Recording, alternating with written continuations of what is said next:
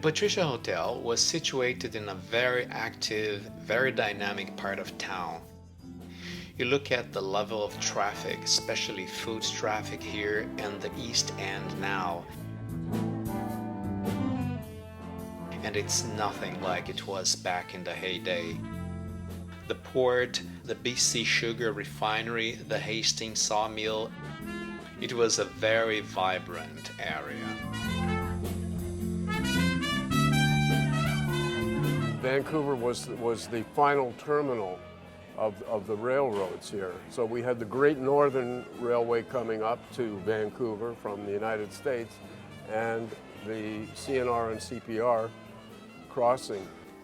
There were two railway stations, and because of this discrimination of the day, a lot of black men especially were working as porters in railways and in janitorial jobs.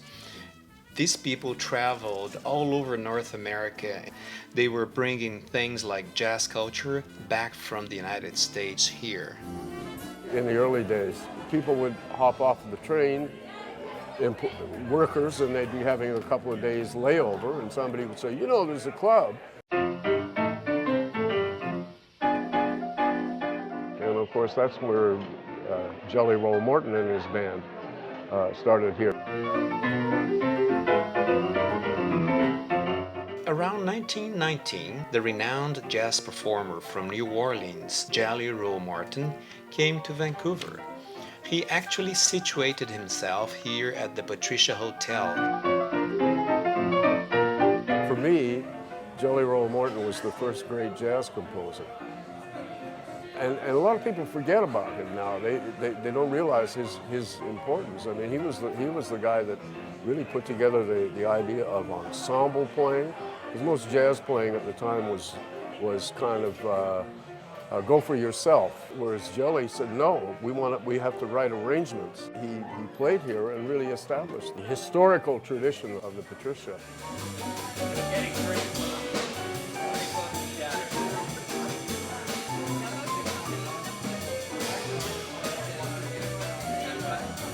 For many years after the heyday of jazz here in Vancouver, the Patricia Café went to become a beer hall.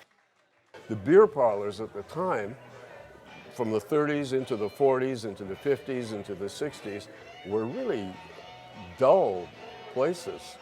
They were there to encourage drinking, but they were depressing. They brought in some pretty strict liquor laws. Beer parlors were not allowed to have live music.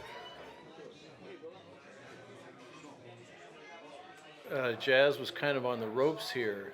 Rossini's had closed, O'Doul's had closed, El Barrio had closed, and in short order, the Cellar, which was the preeminent jazz venue in town, closed.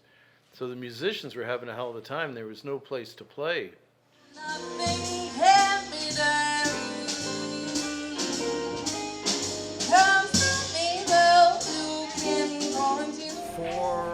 Ago, I think that they restarted the jazz program.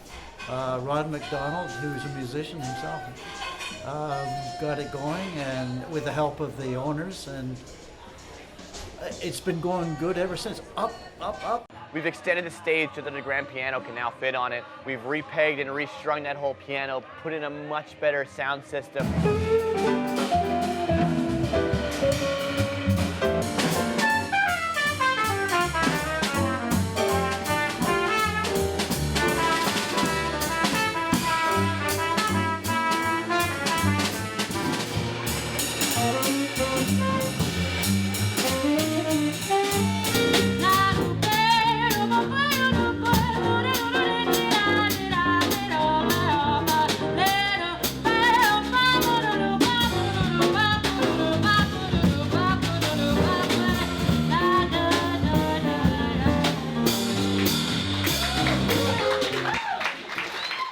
If you go to Pat's Pub, the original Patricia Café, you can see all the original wooden floors where Jelly Roll Morton and all these other amazing jazz performers basically walked on, touched the same beams. So there is an almost spiritual connection. I love the Monday jams. You know, in general, it's not necessarily a type of music or a genre of music people identify with younger players wanting to participate in.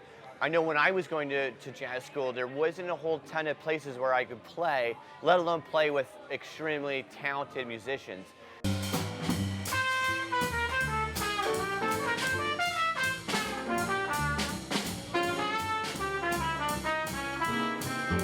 I think it's important for students to have a place like Pat's Pub where they can come and jam with each other and just make connections with other musicians in the scene.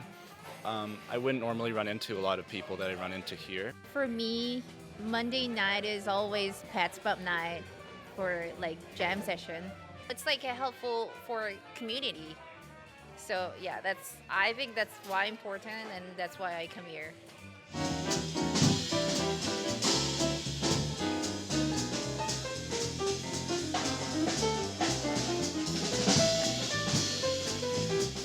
Well, I think the Saturday afternoon session is a really nice opportunity for this community in East Van to come out and hear music because there's no cover charge.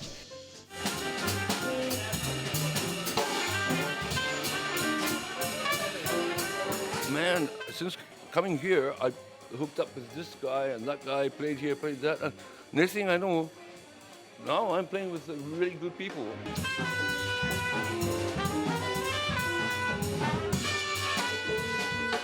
What is important here with Patricia Hotel and the re-emerging jazz scene, that's a wonderful homage not only to jazz nowadays, but also to historic jazz, which has its roots at least here in Vancouver at Patricia Hotel.